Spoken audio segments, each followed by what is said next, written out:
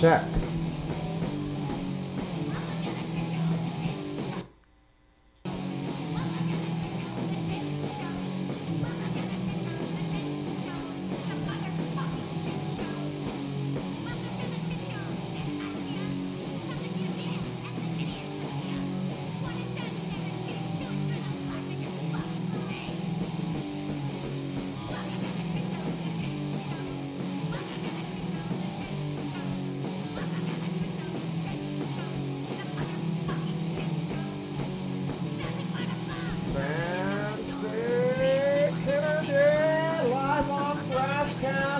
Right here, broadcasting live from inside the Tacoma Dome, up in the sponsors box, where we are smoking sherm and doing quaaludes. And I am live in the studio today with Nealan Blinstrub from Having Issues.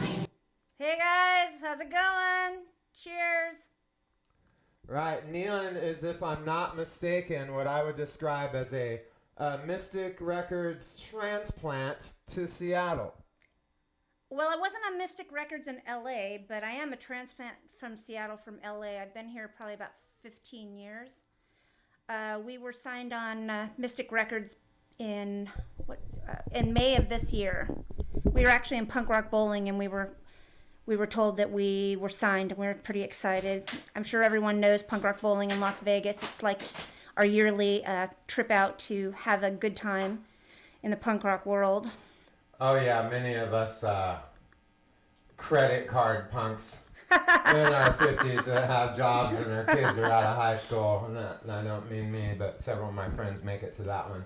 I haven't gotten to do it yet, but my friend Eric Larzalier, he was in Dr. No. He toured Germany with them and is from Oxnard area. Uh-huh. And he just went down there this year, and so yeah. So you guys played. So are you saying Having Issues played? No. We went there. No, we've never. Are you kidding me? We've only played out for about a year now. Our first show was on July 11th of 2018, and we played at the first show at Timber Room. It was a friend of ours, and who was an ex-band member, Andrew Daves. It was his birthday. His 25th birthday, so that was our first show. It was really fun. It was also a drag show, so it was great. We got to play at a drag show, and we played at a couple drag shows. I love those. Those are the best because you have the best of both worlds. That's because so I grew up in seeing drag shows and going to punk shows. My mom kind of took me to different places, and my mom I considered my punk mom because she's the one that got me into punk rock in the first place. Her favorite band was the Cramps, Right. And so we went and saw Lux a lot. We were in a lot of different, which we were in the Dead Kennedys riot. My mom was inside, and I got outside, and she was freaking out because they were throwing toilets across the room.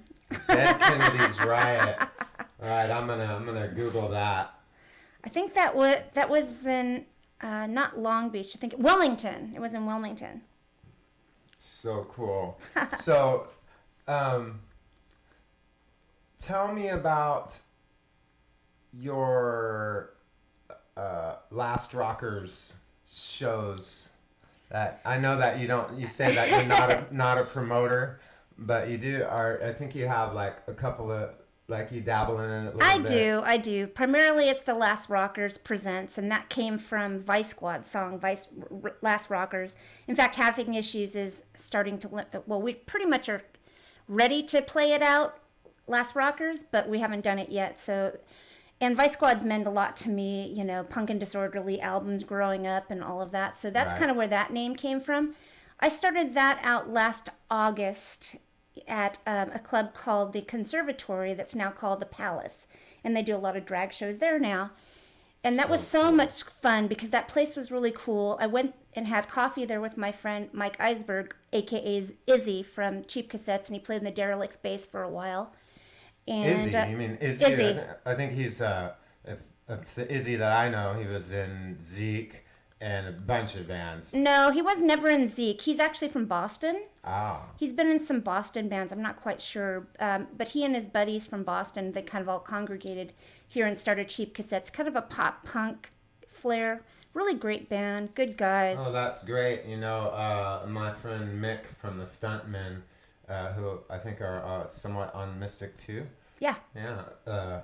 Last year he brought a band from Boston here, and they played the house called OC 45. Cool. It was insane, and he knows a lot. We'll have to touch bases with him. Well, I'll see him tonight. Yeah, talk to him about that.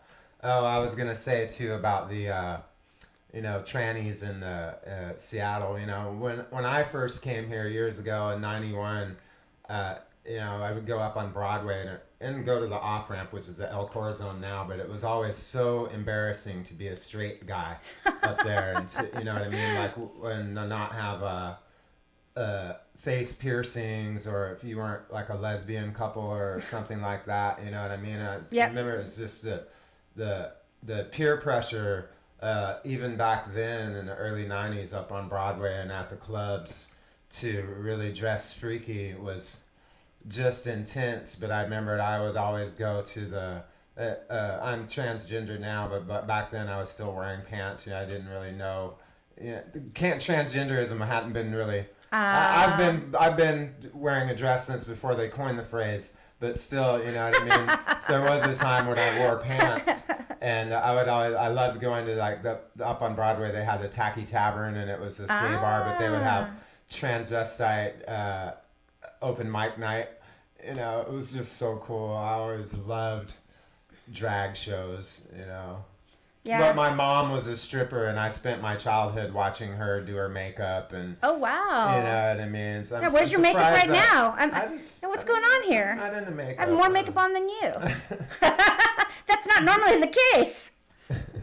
I don't know. I mean, I bought some fake eyelashes. I need to put those things on. There you go. Halloween's coming up. Yeah. Is everyone going to dress up as you said, for Halloween? Right.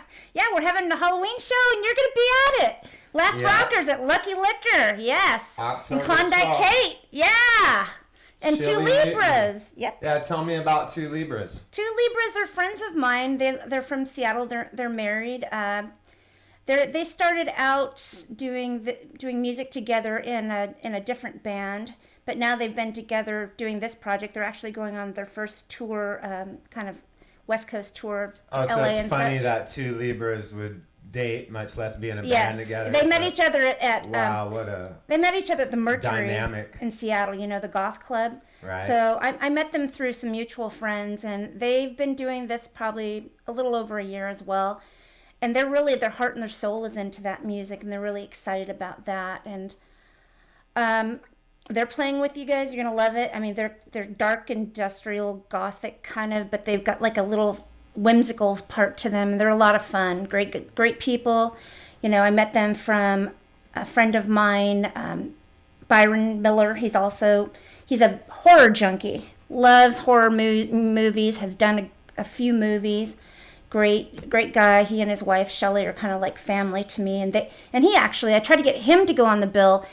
He just started a project called Dracula Party with a friend of mine, Chris Longo, who actually helped do quite a few things for Having Issues too. So we've all kind of kept it in the family. Shout out to the Cryptamnesia boys. Yes, definitely while we're them. On the subject, because we just had them on Billy Bolt's Thrash Zone last week. They're real tight with Billy. Billy helped them get their own show on KOUV radio. It's Wednesday nights, I think 8 to 10, and it's called Dead Man Radio. And what was great about the last interview that we did over there was when Billy interviewed them, he had the Starby 666 from Toxic Zombie, which is a Portland band that are monsters and are into all that stuff. And the guy's just starting his own TV show in Portland, and Billy's going to be on the TV show. So it was kind of like I did my first thrash cast of Thrash Zone. And then while Billy interviewed a guy who's starting a TV show, had another guy in the studio who's starting a radio show, and they were all into the monsters and horror movies and stuff like that. So yeah, you should definitely connect those people. They are going to be playing together in December for our Krampus show at Lucky Liquor. So cool. Cryptamnesia is headlining it. It's going to be fun. I got a person who dresses up at Krampus for every Krampus show that I did. I did one last year. My friend Matt dresses up at Krampus, and we're going to give out small pieces of coal, and I mean, we're just going to make it spooky because I believe that Christmas and Halloween should be spooky. I don't know what Krampus is. I'm sorry. Oh, Krampus it's actually a German folklore for the opposite of Christmas. He goes to all the bad kids. He's dressed like a little devil. I mean, it's like basically the devil. Oh, he hooks it up. Yeah, and then he gives the bad kids clumps of coal. Yeah. Which I'm probably one of the bad kids, so I probably deserve a frigging clump of coal. But that's okay. So, again, a friend of mine, good guy. He's a DJ for Mechanismus. They give you a clump of coal, you make yourself a little tar baby out of it. Or creature baby. We're going to get busted for cultural appropriation on my first episode here. Right. Nice, yeah. We get it loose and get it right for real right here on Thrashcast. We're here with Nealan Blinstrub from Having Issues. Now tell me about your efforts to better the chances of women in rock in the region. Well, I also have a committee together. We're going to be putting on a show at the Highline March 7th next year. It's called The Queens of Noise. And that is going to be, it's going to be all female-fronted bands with half at least female musicians in them to promote female empowerment and female musicians out in the community. I have seen, I play with a lot of bands, but I don't think there's as many female-fronted bands with at least half female musicians in them that really are being, showcased in the scene. And I really think that's an injustice to us. I think that's really important to have equality in everything. And why not, celebrate women? And I think it might actually get bands with more girls in it to form. Exactly. Some people might not believe this, but last year when I started this house venue where the Thrashcast studios are at, I swear bands were forming just to play here because I put it out there that any band could play here on a live stream house party, that they just needed to come at me 3 or 4 bands at a time. And I went from having a show on a Saturday to it was Tuesday through Saturdays. And some of these bands were named after their own house. You know what I mean? So it's like, really, it's one woman can make a difference. And that's what it is. I mean, I already put together a correspondence to Alice Bagg because I think Alice Bagg would be perfect. She's Latina. She's been in the fight in LA for years. She's, very bright, just a real motivator to all female musicians. And she's fought the fight for many, many years, and she's one of my idols. So I'm going to try to get Alice Bagg to be the headliner. Your friends Klondike Kate are on the bill. Woo, my idols, you mean? Post Rapture Party, friends of mine, and of course Having Issues. Who else do I have? You're actually going to play this time? We're going to... She's the only promoter I know that throws a show and doesn't make sure her band's on it. The rest of us, you know what I mean? You actually throw shows and you don't always put your band... Tell me about that. You don't work in October? No, we're not. Tell me that your band was having a religious vacation this month. I like October for all the Halloween events. I mean, even on my way here, I had to stop at the Halloween shop. That's kind of my thing. Even though I have a birthday and it's a certain month, I celebrate my birthday on Halloween. I have as a child because it's just kind of been a thing. I'm not religious. Right. I guess I'm a self-professed witch, whatever that means. I mean, my mother was into all of that Solitary stuff. practitioner, right? I don't believe in religion, so I don't want to say that, that anything. But if anyone was to consider, that's why we've got coin witch punk, is because of, right. being kind of out there, long skirts and whatever. This is how I've dressed since I was a kid. Nothing has changed. That's so cool. When I started the house venue here last year, I made it into a pagan church because I'm a occult practitioner, a tarot reader, and stuff like that. Really? And I'm going to have to have my cards read by you. And I'll be danged if other houses didn't start popping up that were witch houses. There's one in Olympia, and they were having shows like right after me. I'm not Wow. sure what happened to them, though, but they were called the witch house something. So a lot of there's a lot of intermingling between the Gothic movement and nature worship, but I was kind of disappointed myself coming down here, and because I assumed that everyone was going to be spiritual and kind of probably and I just found that the generation that I had dealt with last year were they weren't quite as witchy as I was expecting them to be. And then of course, like with all things, witches are kind of loners, so I go down to the witch supply over on 6th Avenue, and they're not really my crowd, you know what I mean? Funny, I get my cards there though. I'm wearing this. My mother my mother got this in San Pedro at one of the occult shops back in the 80s. And so like when I play or anything or go to shows, these are both my mother's. My mom passed away 20 years ago. And she, like I said, she was a crazy person. She believed in the scales, the evil and the good kind of a thing. So she had gargoyles, and I mean, my house was very, very, very, very Gothic. It's a chemical wedding. Yep. Yeah, that's one of the struggles out here because, whether you're into witchcraft or Christianity, it's always one of those things where you need to embrace your darker half or forgive those who you dislike their sins the most. It's all about uniting within yourself. And so that's why the transgender movement gets co-opted a lot, because one of the big steps in the occult process is the unification of the feminine and masculine forces within. And so, but on the one hand, there's that accepting your feminine qualities, and then then there's keeping the balance together of men and women and couples and having children and all that sort of other things that it's all just beautiful.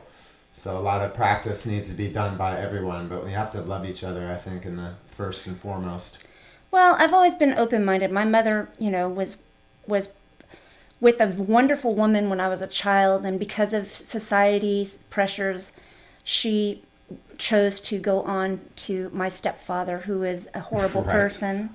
I'm not proud to say that, but I mean, my mom was very open to a lot of different things, and she was chastised a lot because of her choices in life, and she chose to, go for, being pressured by society and wanted her children to be raised in a normal family, so it fucked us all up.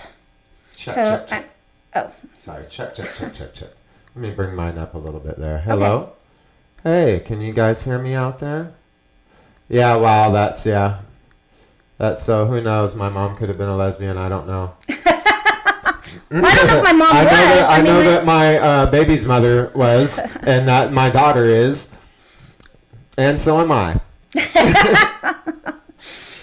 So then, if I'm not mistaken, March 15th, or sometime in March. 7th is the Queens of Noise. March 7th, the Queens. Yeah, it's a really interesting topic because I just got into a discussion on Facebook about sexism in metal, and how I didn't understand a lot of the terms that these younger transgender metal people were having to deal with and discuss what goes on with them.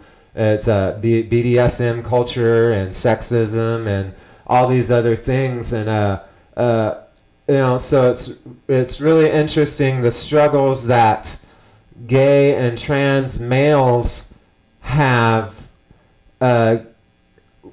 getting into music in Seattle, and the struggles that women have in Seattle when it's supposed to be such an all-inclusive place. And for me as a black musician, you know what I mean, I thought that I had to be a white guy that looked like a girl to be successful in a band for years because of MTV. And then really when I look back and look at some of the greatest musicians that there were in album rock, none of them were that fancy looking. You know, a lot of them still wore their beards, and you know what I mean. The Crosby, Stills, Nash and Young, you name it. Yeah. And so the people that made good music weren't as pretty as the press would have us believe. You know what I mean? But I was intimidated and thought that I couldn't be in a band because of my skin color unless I had long hair.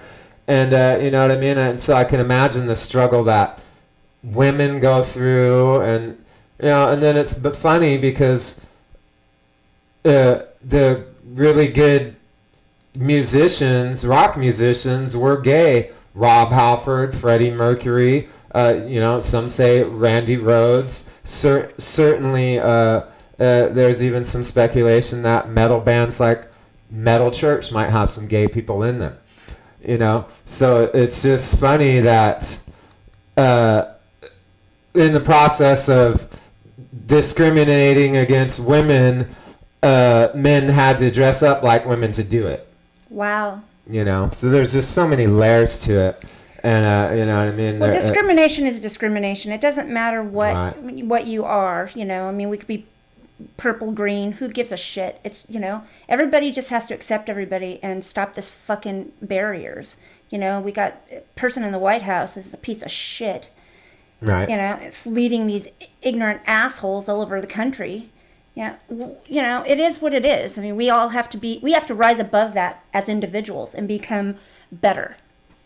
Yeah, and it's funny too because it seems like, you know, it seems like what I was saying to you before is that it's systemic. You know, it's like we are going to have to recruit women and teach them to play because they're like, there's a lot of bands that would like to have girls in their band, and not just because they look better on stage, or you know, you know, most bands aren't going to turn you down because you're a female, but there's a big shortage of female musicians. True. Especially in the different positions besides, you know, and I mean, and in the genres where it's not about being a pretty front person, which is all the real music that we're into. You know what I mean? We need to cultivate more interest in women in playing, you know? Oh, I agree. And I mean, Coral, who's our drummer, she's, you know, they're like 20 years younger than me. Coral and Juliana. Juliana is a Brazilian beauty who's the guitarist.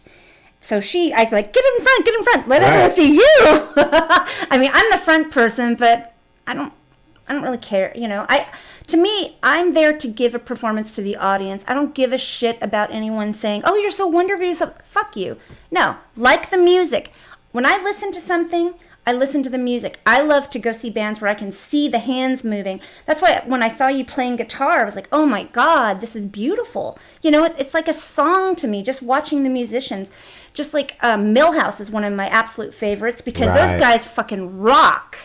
They just, I mean, you get mesmerized by their playing. And getting to witness how that's actually done is it's just amazing. And I actually, I asked Ian last week because I went to the show at the airport with my husband, Matthew, who sings in the Seattle Symphony Chorale, total opposite of me, but he likes Millhouse. So I'm like, all right, let's go see Millhouse. And I asked Ian, hey, do you do lessons? I'm like, I love your playing. He's like, no, I don't do that.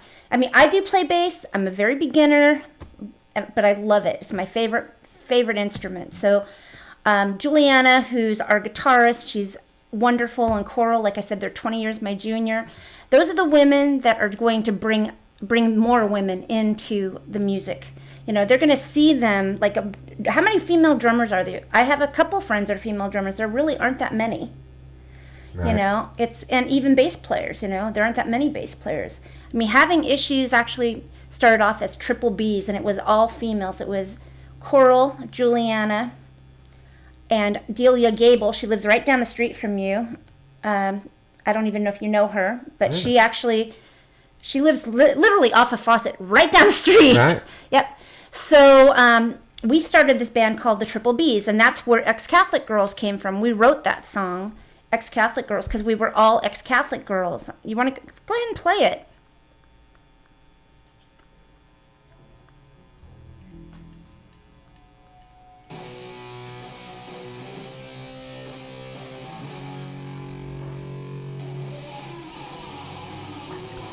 There it is, ex-Catholic girls. I'm the only one with a headset on, so you can't hear it right now, honey. But let me get my speakers plugged back in. No worries. I know what the song sounds like.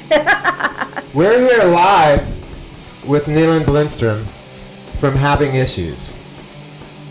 Talking shop. I'm talking about the power of women in rock. Now, around here we have a long history with women in rock, including how L7 spawned Hole, or whatever you want to say. Right. You know, and then we, the Riot Girl movement, and then, you know, there's the Gits, and that, you know, but even that was had men in the band. But, yeah, it's a rich tradition around here, but it's been a tough struggle for the ladies the whole time. Well, that's why we want to have this event called, you know, in March, the Queens of Noise. And we want to make that an annual event if you know, and then kind of maybe look at different genres, because there's different genres. Even the industrial movement doesn't really have a lot of, you know, female musician-fronted, you know, half musician bands, you know. My favorite genre is death rock, though. It's always been death rock. You mean like Sisters of Mercy? That's kind of more... No, I'm talking like Super Heroines, 45 Grave. Oh, right. Yeah, those are two that come to mind right now, but they're great. And a lot of the music that... When I create stuff, I think about those kinds of bands, because I like I like the combo. Vintage. Yeah, I like the combo of punk, like punk. I'm not a pop punk person. That's just not me. But I like like rock, punk, and like death rock, and like I like the real, you know, and then the screaming, and the, you know, I just like that. It's just. I love it all. You know. Yeah, it's such a. You know, for me, it's such a mixed thing with being on the stage, and like I'm fancy and I like to dress up, and it kind of pisses me off that a lot of I don't expect people to choreograph their acts, but it's like there's so many great bands here that have been playing for years that just get coming out in their t-shirts. They got the beard, you know what I mean? And then, dude, I dress up because I want attention. So for me, the whole safety issue around here, I've been down here 3 years and nobody, male or female, has hit on me. And it's just sad, you know what I mean? So it's hard for me.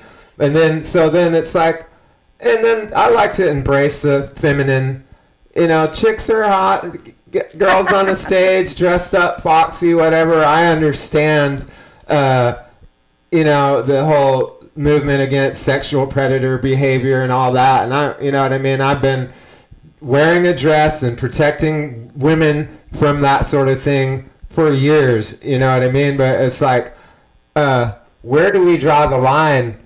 You know, I mean, if we get girls in the band, do they have to wear a paper sack so nobody can tell that they're sexy, or try to, you know what I mean? And then if people idolize women for their looks, you know what I mean? It's just a huge mess. I don't know what to do anymore. Like I said, I dress the same as I've always dressed. I'm very conservative the way I dress, you know.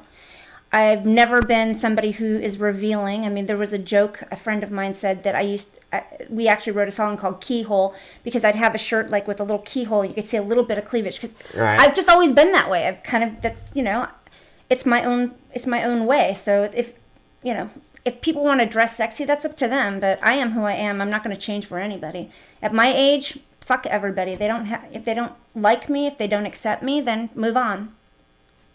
Yeah, I think for in our genre of music, which seems to be, you almost have to be genuine.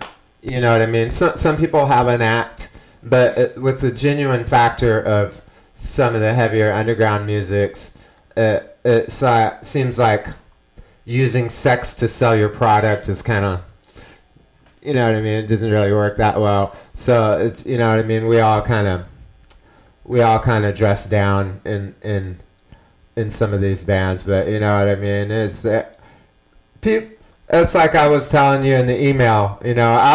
I like bands that have cute guys in them. You know what I mean? I love cute guys in bands. I think it's cool. Well, we all do. But, I mean, you know what I mean? They need to move over. They need to move over. I mean, I'm going to go see Dollar Dance Dwayne tonight. Right. The Derelicts. I got some dollars for him.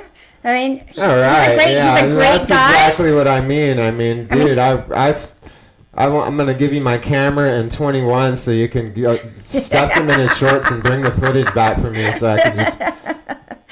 He's a great guy. Wish. He's a great guy too. I mean, so very bright, just very witty. I mean, I feel very, very fortunate that I've surrounded myself by so many good people and good musicians, and I learn from them as well. Having these connections mean more to me, that you're building the right kind of community, not just a community, but the right kind of community with the right people, those that are edifying to your life, not somebody who's a taker. We don't need succubus in our world. Yeah. Yeah, it's funny that in treatment and recovery is so true that, you attract people that are on your same level of illness. So at a certain point, you just tend to drive each other downwards. But when you start attracting healthy people towards you and you have healthy behaviors, and then you start having mutual benefit from your relationships, and then, everyone starts to rise. Well, I wouldn't have met you if it wasn't for Candace and Mystic Records, and I wouldn't have met Candace or been on Mystic Records if I hadn't gone to a club called Cafe de Grand back in the day. And that's, my friend Daniel Darko. I've known him for years, and we went and we saw shows recently. We saw 45 Graves a few years ago. But I mean, everything is about connectiveness, and burning bridges. You don't want to do that, but you don't want to keep the bad in your life either. I'm not going to kiss anyone's ass just because I want to, know them. I don't care. I don't care if you're a rock star, an actor, whatever. We all do the same thing every fucking day. Right. I don't care. I mean, that's pretty much what my saying is. I really don't care anymore. It is. I had that problem when I got here because I'm a street musician and I can make $40 in 20 minutes in front of a Dollar Tree pretty much anywhere. Wow. So when I started playing the dive bar circuit, getting my little $7 from the split, and then having to deal with people trying to dox my band and things like that. It's just like, the height of the bar circuit is not going to pay me more than I can get paid on the sidewalk because I'm a stellar street musician. So it's like, you know what I mean? Well, we don't play for money. It's definitely it's a labor of passion. love. It's a passion project, Even doing Last Rockers is a passion project because I started that because I wanted people to have a place to play, some band, connect, build more of a community, make a couple bucks.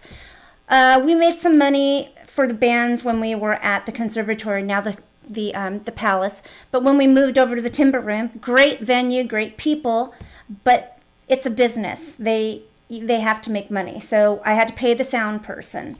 Right. Then I had to. Then it was 20%. Then it was 10% of the door. So on top of that, I could barely ever pay the bands. The only show that I could pay the bands was the last show we did was Bats Fly, where William Wilson, Dracula Party, Missing Witness, Web Driver Torso played, and I mean great bands. And I've always been very selective. I vet the bands. I don't just because if I don't like them, I don't want to see them. I'm sorry, guys. It's just who I am. Again, so I vet the bands, and it was probably the most successful show. But then, I connected with Brian Foss, KXP. He is half owner at El Corazon Fun House and books for different places. Lucky Liquor is one of them. And I went to him. I'm like, hey, I really want to give money back to the bands. I want to move this over to you. I want to have a night slot because at Timber Room I was doing a 6 to 9 show, which is great. And I'm like, it's an early show. You think these lazy fuckers would get out and go to an early show? Hell no. people just want to sit and watch television and be on Facebook all the time. So here we are. Right. So, long story short, Brian That's and why I... we'll be airing this from 6 to 9. Exactly. So, Brian and I, communicated. We did a show, on 4th of July. It was a punk rock festival for 4th of July. Got a bunch of great bands, our band played, Buff Muff. I love them. We're playing with them in Bellingham Speaking in of November. cute guys. I love such great guys. We had a barbecue. They manned it. I mean, they're such gentlemen. They're so sweet and kind, and they have great music. Merchant Mariners, War Puppy. I remember that show. Merchant Mariner is one of the most awesome bands I've ever been Oh my God, dude! They played this house. And I blew love my the mind. guys. The guys are so great. Joe, Tyler, Ty, all those guys are Everybody so great. kept telling me, "Wow, you got them to play your house. They're really cool." And then everyone was trying to get on the bill, and I was like, What's up with these guys?" And then they showed up, and I was like, "Oh my God, I have a house full of pirates." I've played with them a So few cool. times. I love those guys. They're great. They're doing the Last Rockers show for our Sad Sad Love show in February at Lucky Liquor. So, again, Brian Foss has just been instrumental in helping that survive. All right, really that's helpful. really cool. I need to take notes because what happens is when you're talking, then I think, and then I'll go to ask you, and then I'll forget what it. So when but you said was Candace. Yes. I'm sorry. I have a tendency. I got popcorn brain. I'm all over the place. I want to close by. Yes. I want to close by saying that I discovered you because Candace DeAndrea from Mystic Records put a post up that she had a radio podcast, and when I listened to the podcast, and it was you and her on the podcast. Yep. So then I looked you up, and you were here. But when I first started playing in Stop Don't Stop, which is a band that I found on Craigslist, and I joined the band, and we got asked to play at a Mystic Records showcase in Portland. Nice. And we went down there, and that's how I met the Gerbil Turds. They were on the bill. Nice. And Candace was there. And I didn't meet her there, but she watched my band, and she just really loved our band. And so she'd written me a couple of times, and Stop Don't Stop was, we were going to be they had us on a girls compilation, on a beer drinking compilation. Nice. The band fell apart, so we never ended up doing it. But her amazingness just never ends, dude. It's like, her father and Doug Moody and her, anywhere in that timeline of the story of any of those people is just incredible, dude. And I just, her contribution to women in music is just, you're living proof of that. You know what I mean? She signed you. Isn't that great? That's because I posted our EP that we had done on the Cathay de Grand, alumni Facebook site, and she's listened to it. She's like, I really like it. And then she wanted to put us on a compilation, and then all of a sudden she wanted to sign us, for our tracks on that EP. And we're gonna be working on an album soon. But let's promote the show we're doing at your place. Right. In January. On January 15th. 25th. January 25th. What is on the December 15th? I know, there's a lot of shows going on. A lot. January 25th. Mystic Records Northwest House Show with the Stuntmen, Gerbil Turds, Having Issues, Bomb Squad out of Portland, and from Salinas, California, FUX. Yep, I'm excited about that one. I told Candace that I'm going to put together something, and she's like, oh, okay, if I say I'm going to do something, I'm going to friggin' do it. Well, and here's the great thing, too, is with my new model, with the selling the tickets. Yep. If ever comes the day that we've sold enough tickets that the show's getting too big for the house, we can always move the show to a bar, because no bar is going to turn you down when you say, I've already got 100 tickets sold. Can we come over? Yeah, Airport Tavern is a great place. Yeah, there's a whole strip of them there. Yeah. And so, but with, the great thing about that too is my venue blew up last year. I diverted the dive bar circuit through my house, and I started filming all the bands.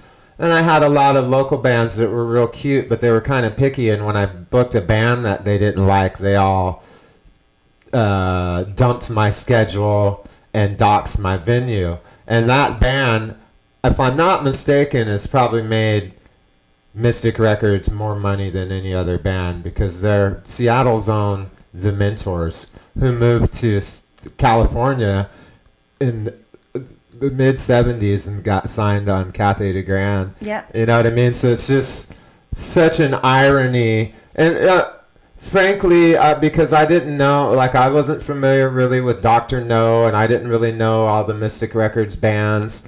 I started learning about Mystic Records just when we played their show, and then my bass player / guitar player in Stop Don't Stop, Eric Larzalier, who now plays bass in Chili Mutiny and rolls with the Gerbil Turds, Circle Jerks crowd. Eric Larzalier has never been on the album, but he toured Germany in Dr. No. Oh, wow. Right? And and he was also toured Germany, and I think Alternative Tentacles band called The Fixtures. Hi, Eric. Shout out there. I'm propping you up here. So, Eric's band, Chili Mutiny, is playing with us. The Halloween show. Yeah, Yes. And so it's just funny how musicians that have been affected by Mystic Records, been involved with Mystic Records, somehow keep touching my life. Well, I mean, they're good people, Like I said, if you put good energy out there, good energy will come back, Negativity begets negativity, The same goes with positivity, And we all have our ups and our downs. And that's just how we are. We're human. I mean, if you slice we're all the same freaking color. Red. Right. They say your blood's blue until it hits the oxygen. I wonder. Oh. You test that. I've never tested it, but I've drawn. That's why the veins are blue. Oh, that's true. You're right. Yeah. Isn't that weird? I didn't think about that. And I've of been in course, they healthcare say for that years. color. Well, and they say that color is just things aren't colored. It's just how they reflect light. Oh, that's true. All right. So nothing actually. Now you're gonna go all into the science world on me. So I'm not colored after all. Dang it. Jeez. I'm just a mutt. I don't even know what friggin' nationality I'm I am. Irish, Apache, and Mandingo. Mandingo. That's kind of cool. Yeah. Mandingo. I mean, I think I'm Italian, English, Irish, German, blah, blah, blah, blah, blah. I don't know what the fuck. Whatever. So tell me, in closing, is this having issues? What were the names of your discography? I know, is this hit here on Bandcamp? What albums, EPs do you guys have out? That's it. I mean, it's having issues, and it's actually, the name of it is Almost Having Issues. We were put on all the different platforms, Spotify, Bandcamp, what have you. Deezer. Yeah, everything. I don't know. I mean, she put us on everything. I'm like, because I asked Google Play. Yeah, so it's cool. I mean, the music was more recorded live, so the album that we're going to do is going to be in studio, more professional, but again, we're doing this for fun, and we have checklists, and doing this EP, playing out, doing an album, playing festivals. There's a lot of things, but again, it's all for fun. We don't expect to be rock stars, but we'll have some type of a legacy to leave. Right. Beautiful words. Fancy Kennedy here live on Thrashcast. You can catch us on twitch.tv/Thrashcast. Check out our YouTube channel, Thrashcast, and the Facebook page, Thrashcast. And get a hold of me if you want to be on the show. And now we're going to play the entire Having Issues collection of songs off here. Possibly Having Issues. What's the name of the album? always having issues. Always having issues. Because that's all we've ever had. Live here on Thrashcast. Thank you for being on the show. Thank you. Thanks. You're so sweet.